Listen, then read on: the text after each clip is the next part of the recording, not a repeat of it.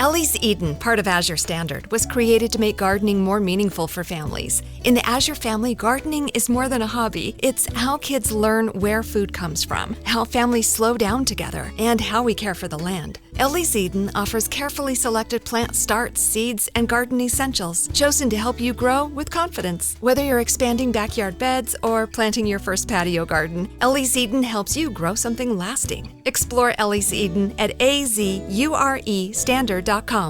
Walters is a great place to watch the World Cup with unlimited TVs, self-pour beer wall, and it's open late. Walters is located across the street from Nationals Park. Mead is a pinch hitter. And now for Poulin, appearance number 25, 2-0 record, 3.47 ERA. First pitch swung on, hit in the air to deep left field, down the line, going, good, goodbye! Bang! Zoom goes Curtis Mead with another clutch two-run home run as a pinch hitter. Curtis Mead with his 13th home run of the year has put the Nationals back in front.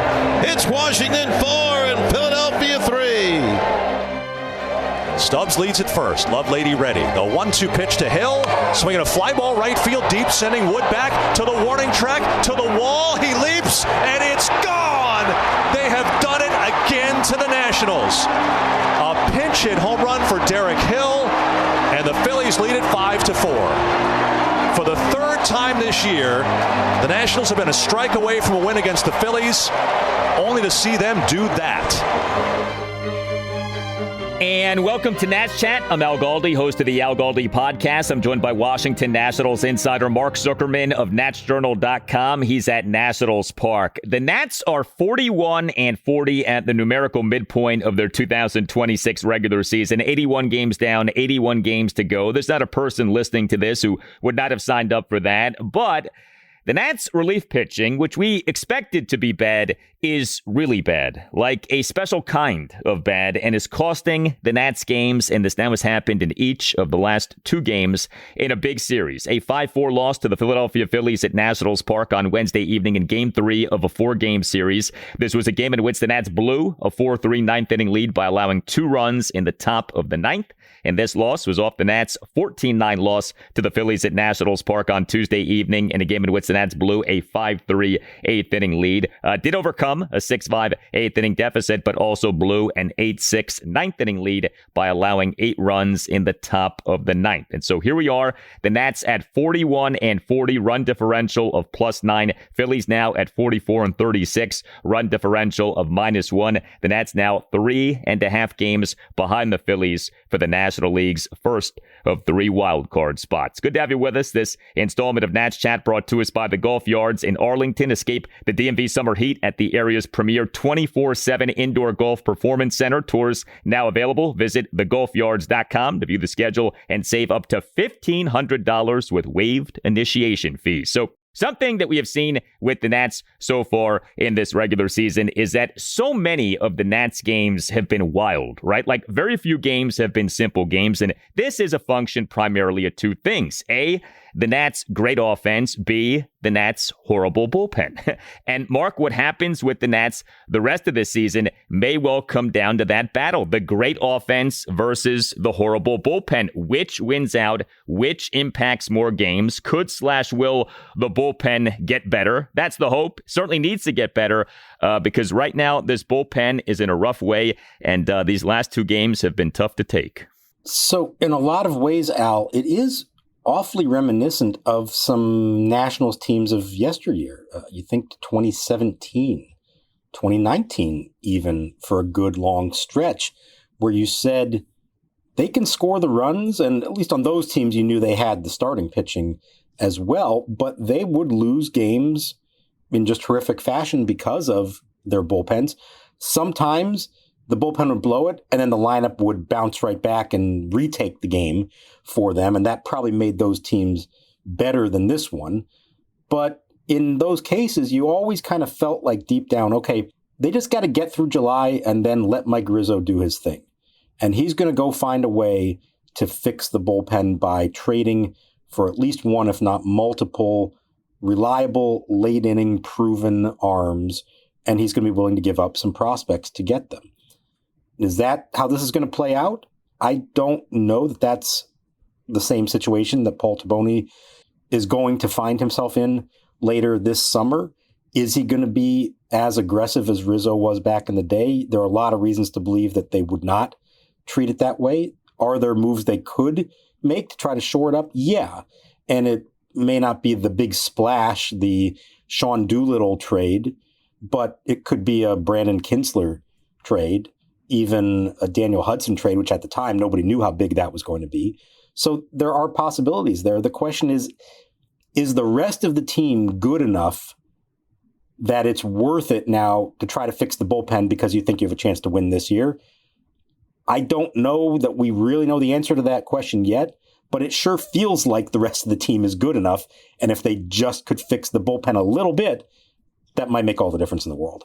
Well, and that's the thing. I don't know that the acquisition of one reliever, even a great reliever, is going to substantially change that much. Like, this bullpen feels like it needs an infusion of good relievers, like multiple good relievers. You know, what we had in 2017, the acquisitions of Sean Doolittle, Ryan Madsen, and Brandon Kinsler, like that kind of a cavalry needs to be summoned. And to your point, I don't know that we're getting that in this season number one of a restarted rebuild, although who knows? We'll see. We still have a ways to go until that August 3rd trade deadline. So the Nats in this game used three pitchers beyond opener Carson Palmquist and bulkman Miles Mikolas. PJ Poulin was great. We should note that he, not being used as the opener, was available in relief, and he came through. He tossed 1 1/3 perfect innings, came into the game in the top of the 7th with a runner on second, 2 outs, and the Nats up 4-3. And he generated a big strikeout, a cold strikeout of the Phillies' number 2 batter, Brandon Marsh, and Poulin then tossed a perfect top of the 8th. Orlando Ribalta, he officially allowed 1 run in 2/3 of an inning. He, in the top of the 9th, retired each of the Phillies' first 2 batters. Sound familiar? This is what happened in Game 2 of the series. So this was looking like a good game for the bullpen. Poulin, excellent. Ribalta, 2 up, 2 down to begin the top of the 9th. Ribalta then issued a 2-out 10-pitch walk of pinch hitter and ex-Nat Kyle Schwarber, despite him having been down at 1.12. Nats manager Blake Butera took Ribalta out of the game, went to Richard Lovelady, and Lovelady did not come through. He officially allowed 1 run in 1/3 of an inning, faced 2 batters, got 1 out. He to the first batter he faced. Gave up a 2-out opposite field 2-run homer by pinch hitter Derek Hill to right field on a 1-2 pitch for a 5-4 Phillies lead. A devastating blow as the home run continues to plague Nats relievers. We have talked about this. This continues to be such an issue. The Nats now dead last in MLB in fewest relief pitching home runs allowed, 59. But there's also this, and you can make a case that what I'm about to get into is bigger than even the home run in terms of a problem for this bullpen, and that is the lack of the strikeout. You look at the specifics of this 9th inning. Ribalta issued that walk of Schwarber despite Schwarber having been down at 1.12. Lovelady gave up the homer by Hill on a 1-2 pitch. The inability of Nats relievers to put batters away in terms of the strikeout is killing this bullpen. The Nats are not only dead last in MLB in fewest home runs allowed, the Nats are dead last in MLB in relief pitching strikeouts per 9 innings, 7.14. This bullpen doesn't strike guys out. And I found it poetic / ironic / instructive / whatever you want to say, how the game ended. How did this game end on Wednesday night? The game ended with the Phillies closer, Jhoan Duran, tossing a perfect bottom of the 9th with what? 3 strikeouts, 3 up, 3 down. Duran is very good at the strikeout. We understand that. Not an easy kind of pitcher to find. We get that. But still, he is emblematic of what this bullpen needs. Guys who strike people out. The game ending like that was so appropriate. It was like a cruel message of, you see, this guy, this is what your bullpen needs. A guy like Jhoan Duran who generates strikeouts. It's a big-time issue for this bullpen. You're 100% correct about that, and it makes it even more frustrating when you see other teams that have those kind of arms. As the 9th inning's playing out and Orlando Ribalta is on the mound, I turned to our friend Spencer Nussbaum of The Athletic, who sits next to me in the press box. I said, man, I really like Ribalta, but he just doesn't have the ability to put hitters away. He's just not a strikeout guy. He's been very effective, but he's a ground ball pitcher. And you look at him and you look at the stuff and you say he should be a high strikeout guy. And for whatever reason, he's just not. And then what happens? Yes, he strikes out Rincones, but that was looking and it was on the 9th pitch of the at-bat. And then the Schwarber at-bat, I think, is the real key to the whole game. Look, Kyle Schwarber is one of the most fearsome hitters in baseball, and you're terrified when he comes up to bat that you're going to give up the game-tying home run to him. So I understand that 100%. But when you keep throwing stuff his way, he throws 10 pitches to him, and Schwarber keeps fouling them off and ultimately works the walk on the 10th pitch. And what that did by having to throw 19 pitches to those two back-to-back hitters, now Blake Butera has to decide, am I going to push Ribalta, who's at 23 total, had pitched the night before, and as Butera pointed out, has dealt with injuries earlier this year. And in Butera's mind, he didn't feel comfortable pushing him any further than that. Now, we can get into that move and whether it made sense strategically to bring in Richard Lovelady to then face the right-handed pinch hitter. But Ribalta could have helped his cause if he just gets through one of those two at-bats quicker. If he has the ability to strike out a guy on 4 pitches instead of 9. If he has the ability, even if he walks Schwarber, if it's on 5 pitches instead of 10, maybe you let him face one more hitter. Those two long at-bats, which in part was a function of Ribalta's inability to get swings and misses, is what then prompted Butera to feel like he had to go to Lovelady for what was the critical at-bat of the game. This is an overarching problem for the team. I think Ribalta's a good example of it. Brad Lord's a good example of it. Clayton Beater's the one who does strike guys out, but his command is all over the place too, so you don't really know what you're going to get. You got to find somebody out there, whether it's internally or externally, who has the ability to miss bats out of the bullpen. That's what they're missing more than anything. The bullpen is not good, and it's so bad that I'm kind of at the point now where I almost feel like it's silly to quibble with the bullpen decision-making of Blake Butera because I don't know that there are right/wrong calls with these guys. By the way, this is how I felt with Dusty Baker in 2017. This is how I felt with Davey Martinez in 2019. Eventually, I came to the realization, as I think a lot of people did, the bullpen is just really bad. So, you're kind of wasting your time going, oh, why did you bring in this guy and not that guy? Why didn't you take this guy out at that point, etc.? That said, what about intentionally walking Schwarber? That came up during the Blake Butera postgame press conference. I do think that's a reasonable thing to wonder about. Obviously, Schwarber did end up walking, but you would have saved Ribalta a lot of pitches and maybe could have kept Ribalta in the game had you called for an intentional walk of Schwarber. What'd you think of Butera not doing that? Yeah, a lot of us in the press box, as soon as Schwarber came up, were wondering the same thing. Would you go ahead and walk him? Or if you fall behind in the count, say 2-0, do you then hold up the 4 fingers and not take any chances? There's logic to it, of course, but Butera basically said he doesn't believe in putting the tying run on base in the 9th inning like that. No, we never like the matchup with Schwarber, of course. We're not just going to put the tying run on. Davey Martinez did it once. I think he put the winning run on base at Dodger Stadium in Game 2 of the NLDS, and it paid off in the end, although it got very dicey. I think what it really boils down to here, and maybe this is instructive, is as much as you want to manage to who you have available to you out of the bullpen, sometimes you might have to look at that and say, given who those options are out of the bullpen, it's better to make your decisions based on who the batters are instead. And you do not want Kyle Schwarber to be the one to beat you. You would hope that you can handle whoever the next hitter is going to be, whether it's Justin Crawford, who was originally in the lineup, facing Ribalta, who would have had, 10 fewer pitches, so probably does face him, or would you rather have Derek Hill there against Richard Lovelady, and which is what did happen. I could see it either way. It's unconventional, but if Schwarber hits that ball out of the yard, we're all saying, why didn't you just walk him? Now, we can argue all this stuff, and there's valid debates on both sides of all this stuff. In the end, I think it just boils down to this. I don't care who the hitter is. I don't care who the pitcher is. You can have the worst reliever in baseball facing the best hitter in baseball. More often than not, he's going to still retire him. Nobody hits better than 500.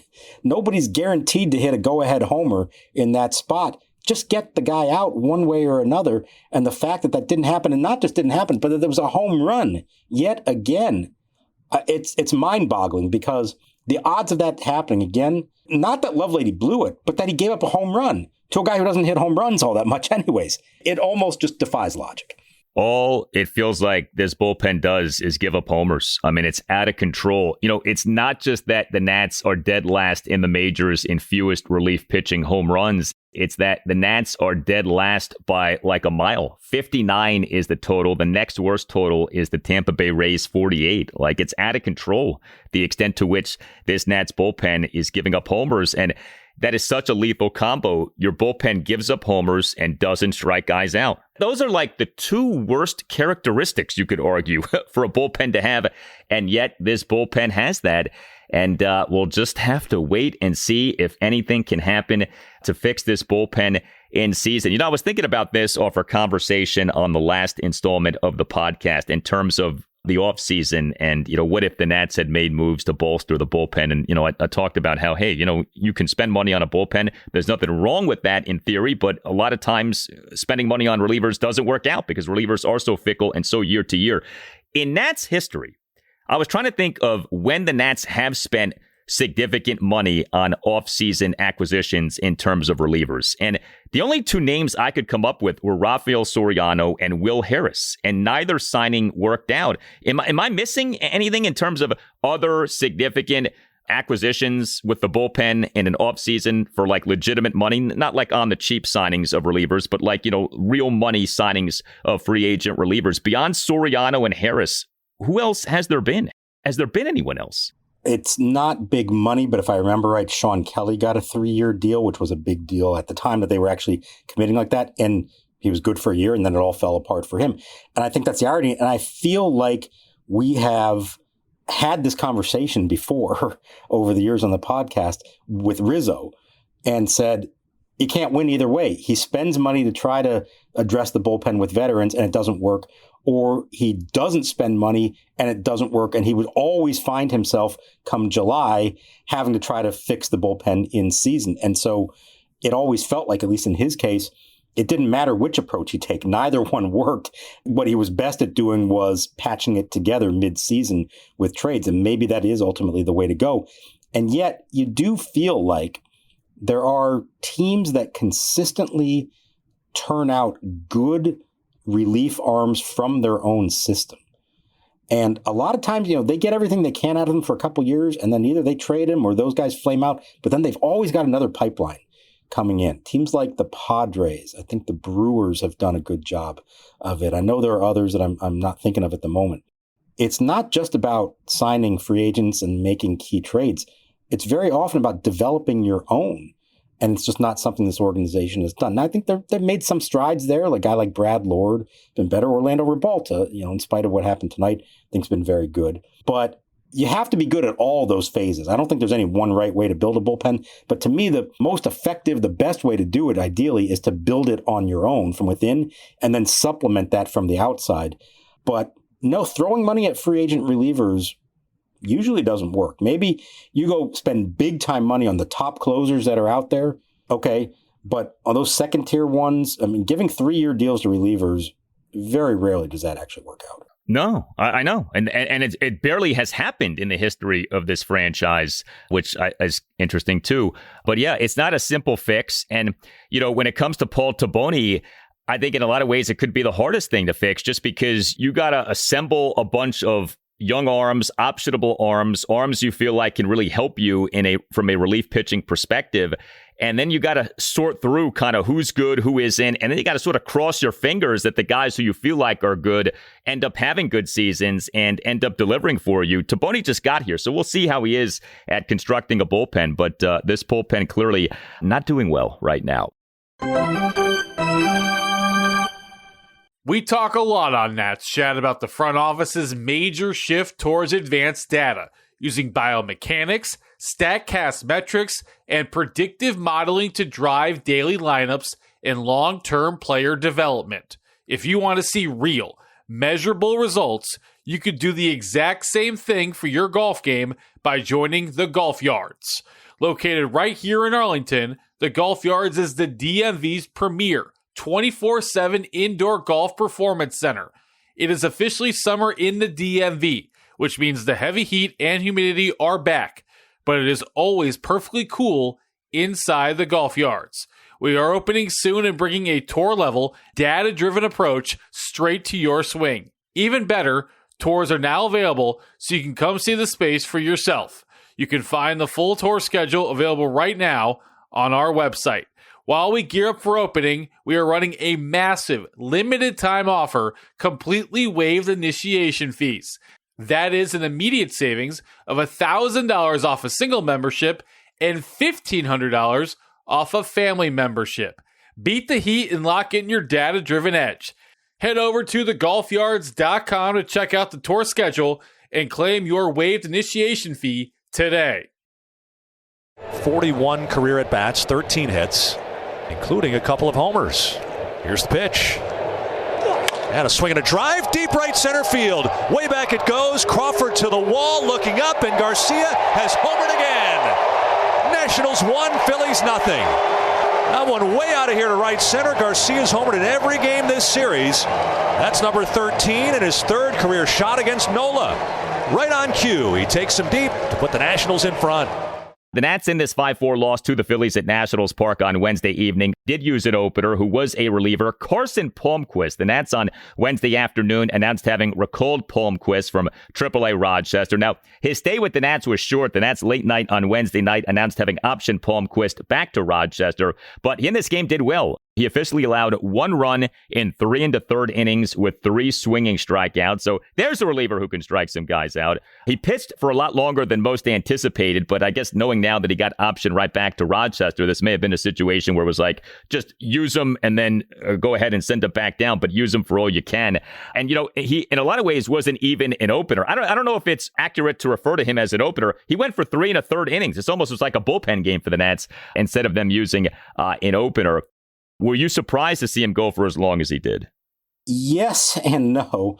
I kind of had a sense that if he pitched well, they'd probably try to extend it, both because he has been a starter in the past when he was with the Rockies, and even though he hadn't done it this year in the minors, he was usually good for 2 innings, maybe even up to 3. But also just the state of the bullpen coming into this game, given everything they had to use on Tuesday night, you figured they might try to push this guy as far as they can. And he was effective.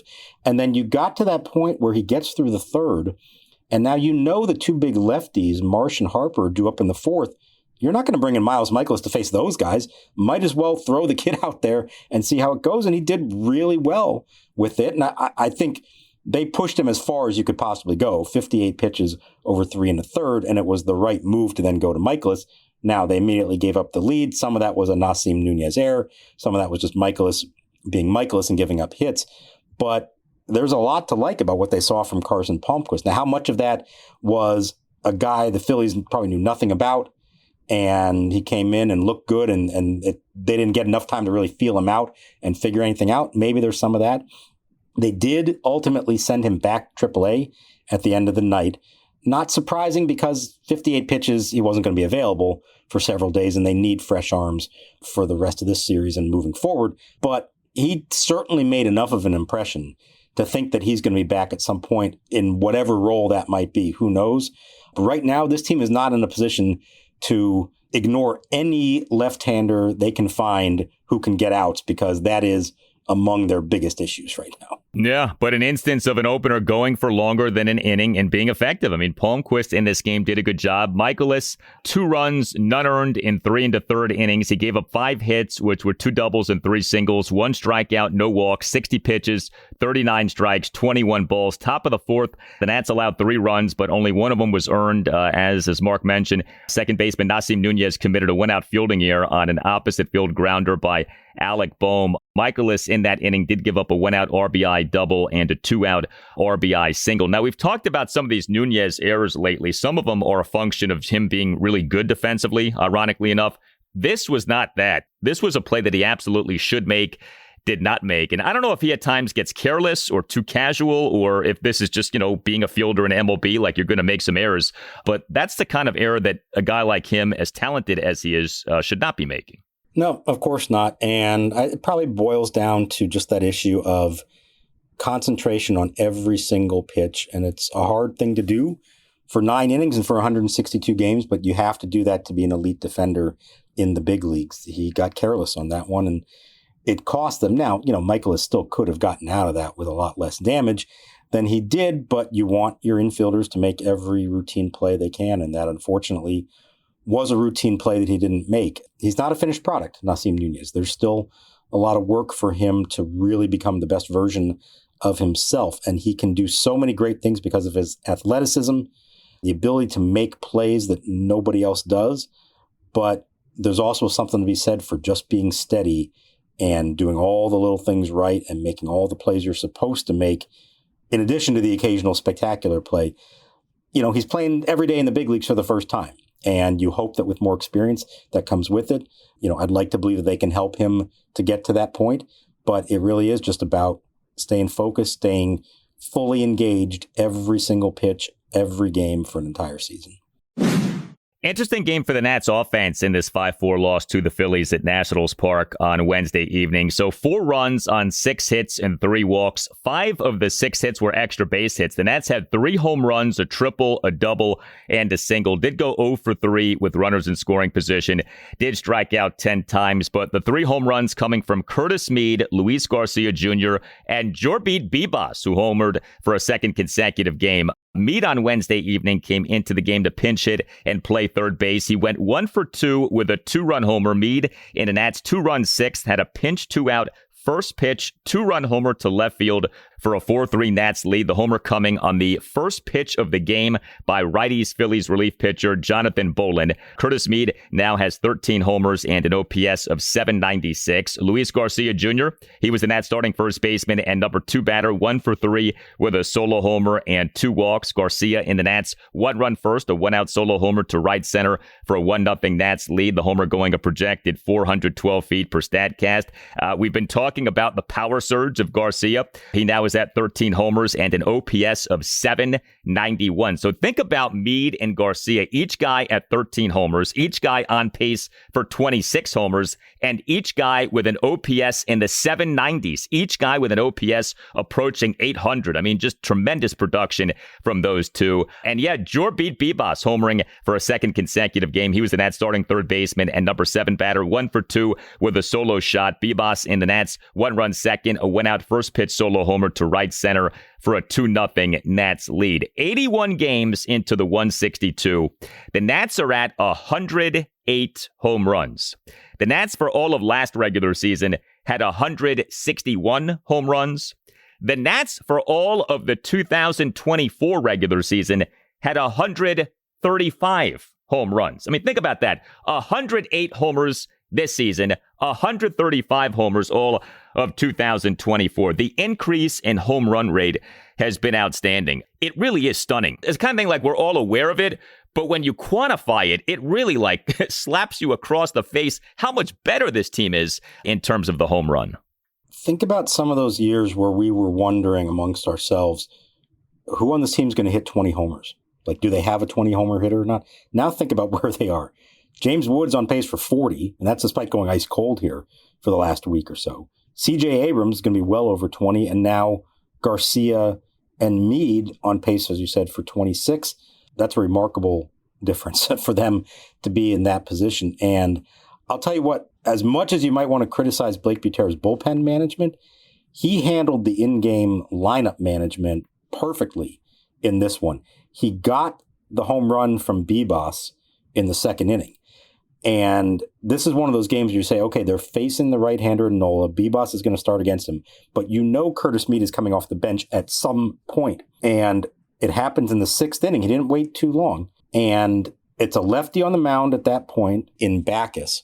So Butera sends up Mead to pinch hit. Now, Don Mattingly counters with a right-hander, Poulin. Well, you know what? That played right into Butera's hands. Because as we've discussed, Curtis Mead hits righties just as well, if not better, than lefties. And so, of course, you want him up there, no matter who he's going to be facing in that situation. Clobbers the first pitch for the go-ahead homer.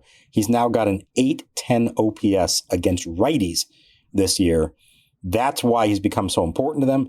That's why he's in the lineup most days. And even on a day when he wasn't in the lineup, it's why he's going to get used at some point, and Butera's going to find the right situation to plug him in there.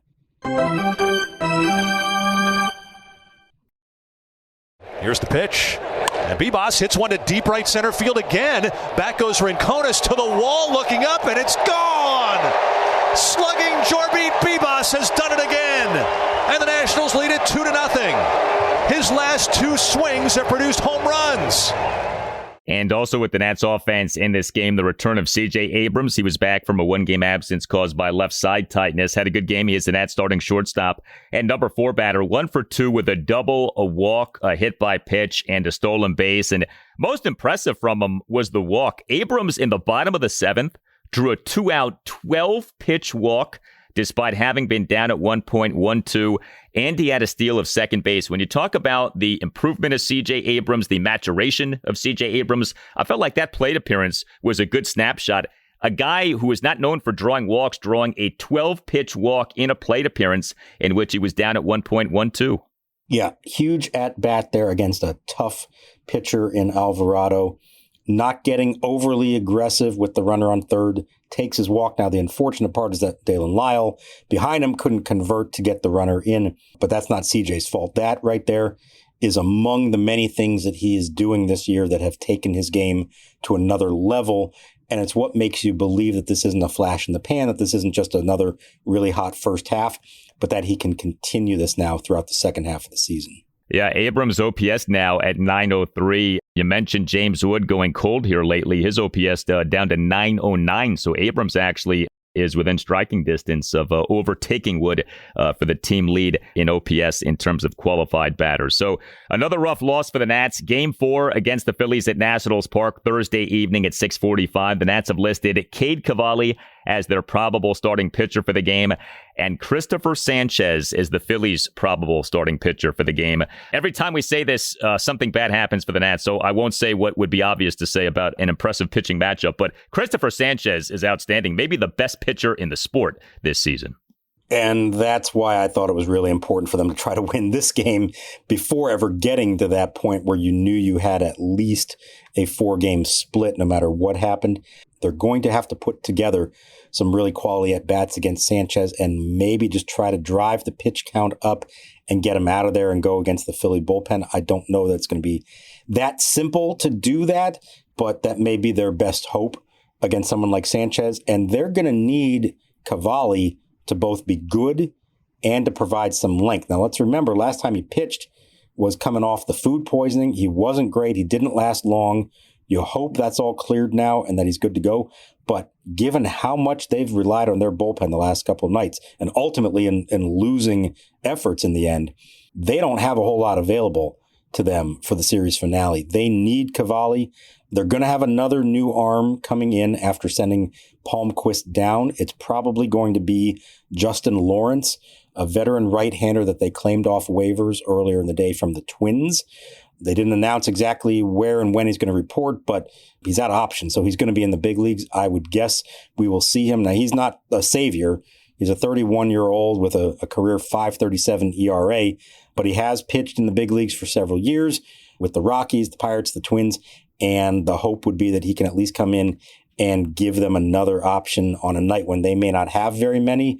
Duterra's going to have to base his decisions on how Cavalli's doing, but I think the leash is going to have to be long. I think he's got to let Cavalli go and hope that Cade pitches well enough that it makes sense to let him keep going. And hopefully Cade is careful with what he eats in the hours leading up to this game on Thursday evening. Christopher Sanchez, by the way, number 1 among all players in the majors in wins above replacement for Baseball Reference as of games through Tuesday at 5.5. Again, having a tremendous season. This installment of Nats Chat brought to us by the Golf Yards in Arlington. Escape the DMV summer heat at the area's premier 24/7 indoor golf performance center. Tours are now available. Visit thegolfyards.com to view the schedule and save up to $1,500 with waived initiation fees. All Nationals radio highlights on Nats Chat are courtesy of 106.7 The Fan. For Mark Zuckerman, I'm Al Galdi. Thank you for listening, and we'll talk to you next time on the Nats Chat podcast.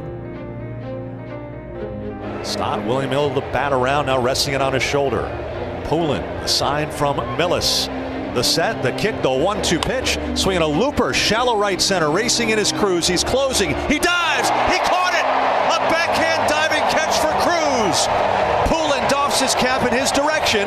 Dylan Cruz comes streaking over from left center field, and with a headlong diving catch, ends the top of the inning with a terrific defensive play.